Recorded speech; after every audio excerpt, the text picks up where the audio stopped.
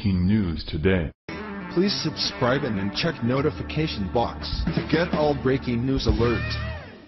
Supreme Court destroys Obama 5-4, and Americans are cheering.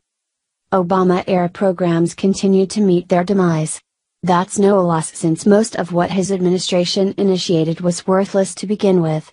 The ill-fated healthcare program known as Obamacare would be a prime example. So poorly conceived was the thing that it will collapse on its own. It is up to President Trump and the Congress to bring it to an end before it does more damage. And then put something workable in its place. Mr. Obama's immigration policies were more insidious. He would like to portray those supporting open immigration and amnesty for illegals in the U.S. as angels of mercy. And his opponents as heartless, racist, or some other form of bigot. The truth is that Obama and the Democrats want to bring illegal immigrants into the country, coddle them in sanctuary cities, and turn them into Democratic Party voters. It's that simple. Under the leadership of President Trump, the Department of Homeland Security is allowing Mr. Obama's Deferred Action for Childhood Arrivals, DACA, program to sunset. This program allowed illegals who arrived here as children to remain in the U.S. with temporary legal status. A legal challenge was launched to interfere with DHS by forcing the release of sensitive information. The Supreme Court just supported the position of the Trump administration.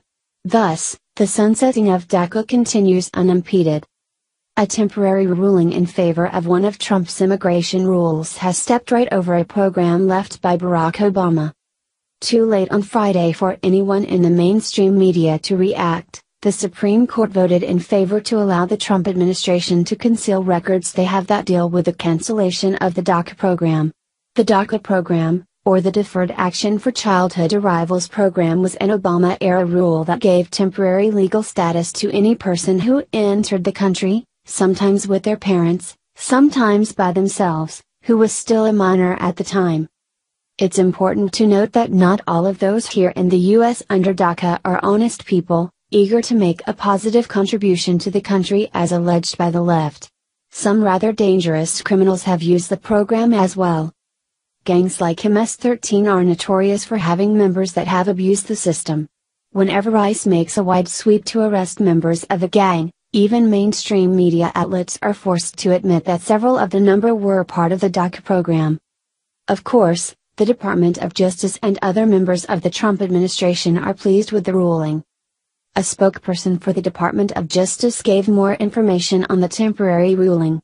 The Supreme Court was handling the case after a lower court ruled that the Trump administration must disclose all emails, letters and similar memos related to DACA decisions by December 22 of this year, but spokesman Devin O'Malley says that they are pleased with the Supreme Court's decision, which stamps down on the overreach by the district court who attempted to tell the Oval Office to hand over sensitive article. One of the left's tools in imposing its policies on Americans has been the court system.